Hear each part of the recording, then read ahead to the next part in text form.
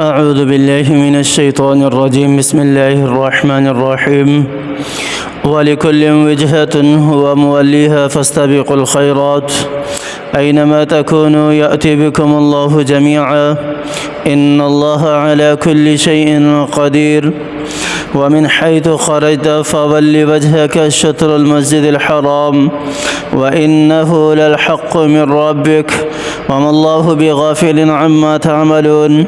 ومن حيث خرجت فول وجهك شطر المسجد الحرام وحيث ما كنتم فولوا وجوهكم شطره لئلا يكون للناس عليكم حجة إلا الذين ظلموا منهم فلا تخشوهم واخشوني ولأتم نعمتي عليكم ولعلكم تهتدون.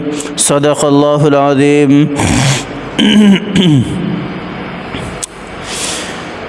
اللہ تعالیٰ نے یہاں پر جتنے بھی مذاہب ہیں ان سارے کے سارے مذہب کو اختیار کرنے والوں کے قبلے کو ذکر کیے ہیں کہ کون سے مذہب کا کون سا قبلہ رہا ہے، کس کتاب کو ماننے والوں کا کون سا قبلہ رہا، کس نبی کے ماننے والوں کا کون سا قبلہ رہا.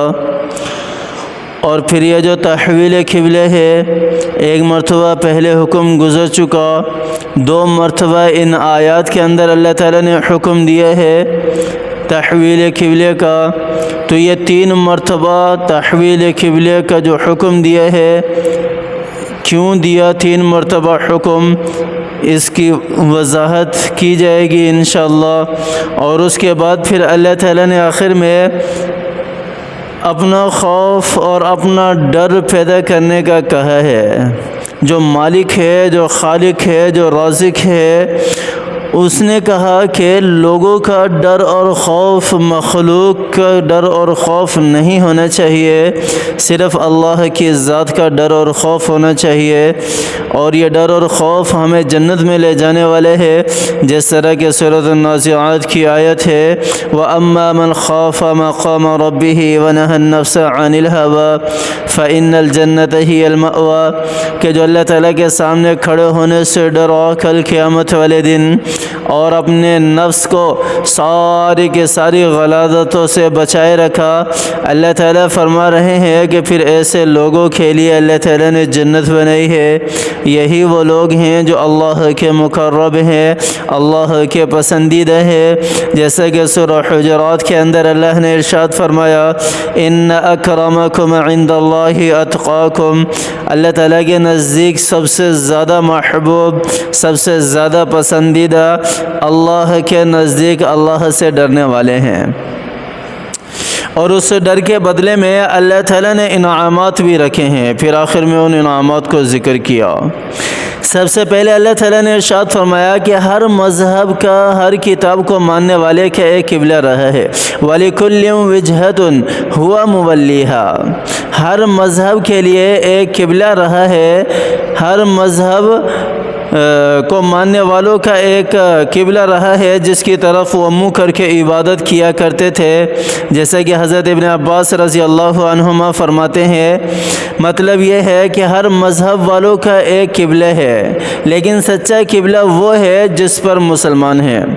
ابو العالیہ بھی فرماتے ہیں کہ یہودی کا بھی قبلہ ہے، نصرانیوں کا بھی قبلہ ہے، تمہارا بھی قبلہ ہے، لیکن ہدایت والا قبلہ وہی ہے جس پر مسلمان ہے، جس پر مسلمان ہے. مجاہد سے بھی مروی ہے ہر ایک وہ قوم جو کعبہ کو قبلہ مانتی ہے وہ بھلائیوں میں سبقت کرے. فاستبقوا الخیرات ہے آگے لفظ، تو وہ بھلائیوں میں اس کو چاہیے کہ وہ سبقت کرنا چاہیے اس کو. تو ہر ایک اللہ تعالیٰ نے قبلہ رکھے ہیں، لیکن ہدایت والا قبلہ اور رہنمائی والا قبلہ وہ قبلہ بیت اللہ شریف ہے، کعبہ ہے، جو مسلمانوں کا قبلہ ہے وہی ہے.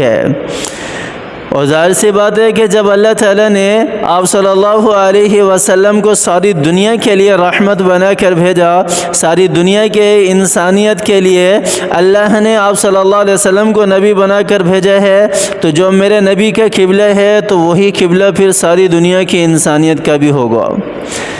کیوں؟ اس لیے کہ جب ساری کی ساری نبوتیں ختم ہوگی، میرے نبی کی نبوت ساری دنیا کے لیے ہے، تو جو میرے نبی پر نازل ہونے والے احکامات ہیں وہ بھی ساری دنیا کے لیے ہے، باقی سارے کے سارے قبلے بھی اسی کے تحت منسوخ ہو گئے۔ پھر اللہ تعالیٰ یہاں ارشاد فرما رہے فاستبقوا الخیرات، تو اے ایمان والو جو قبلہ اول کی طرف یعنی بیت اللہ کی طرف، کعبہ کی طرف منہ کرنے والے مسلمان ہیں، انہیں کہا جا رہا ہے کہ فاستبقوا الخیرات، جتنے بھی نیک کام ہیں اس میں سبقت لے جاؤ، جلدی کرو۔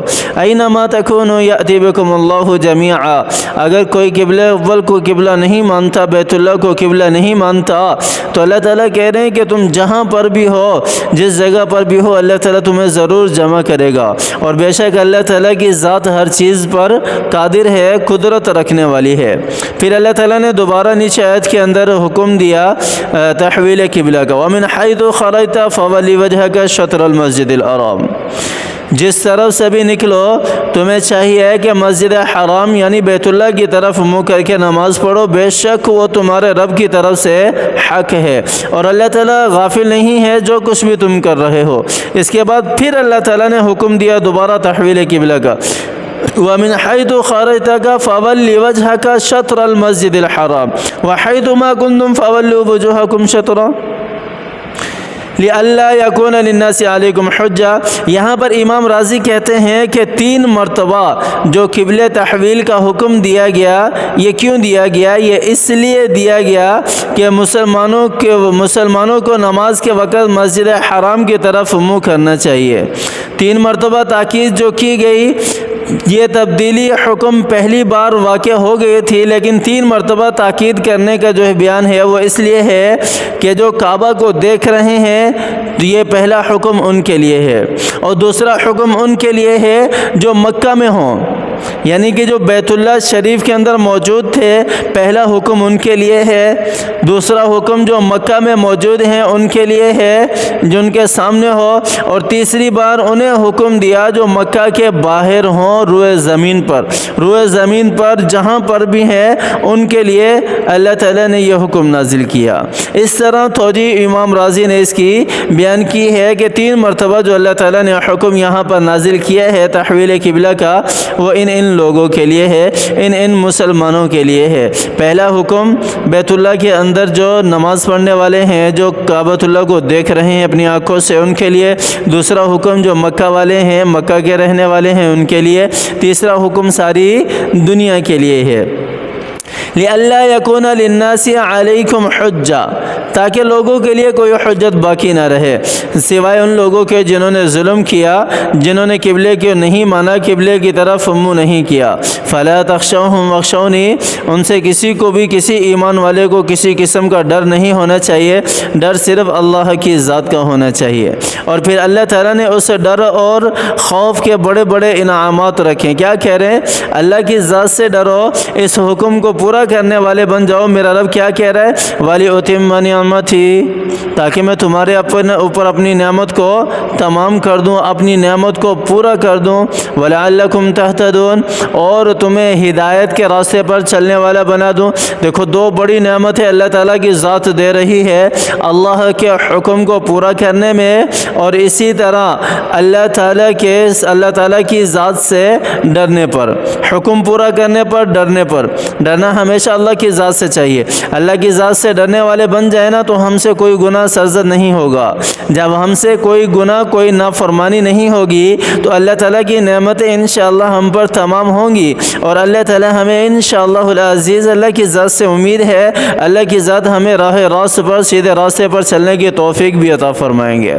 تو قرآن کو سمجھنے والے بنے، قرآن کو سینے سے لگانے والے بنے، قرآن کے اندر جتنے بھی احکامات ہیں اس کے مطابق زندگی گزارنے والے بنے، آپ صلی اللہ علیہ وسلم کی سیرت کو بھی بھی دل سے لگانے والے، اس پر بھی عمل کرنے والے بنے، کیونکہ قرآن کو سمجھنا آپ صلی اللہ علیہ وسلم کی سیرت سے ہی ممکن ہے، اس کے علاوہ ممکن ہی نہیں ہے۔ اللہ تعالی ہمیں سمجھ عطا فرمائے۔ اللہ تعالی ہمارے پیارے جتنے بھی ہیں، ہمیں بھی ہمارے پیاروں کو بھی صحت یابی والی زندگی دے۔ اللہ تعالی آزمائش سے، ہر قسم کے شرور سے ہماری حفاظت فرمائے، ہمارے پیاروں کی بھی حفاظت فرمائے، بیماریوں سے بھی اللہ تعالی نجات عطا فرمائے، عافیت والی زندگی دے، ذلت و رسوائی سے اللہ کی ذات ہماری حفاظت فرمائے، محتاجی اور معذوری سے اللہ کی ذات ہماری حفاظت فرمائے۔ آمین ثم آمین، وآخر دعوانا ان الحمد للہ رب العالمین۔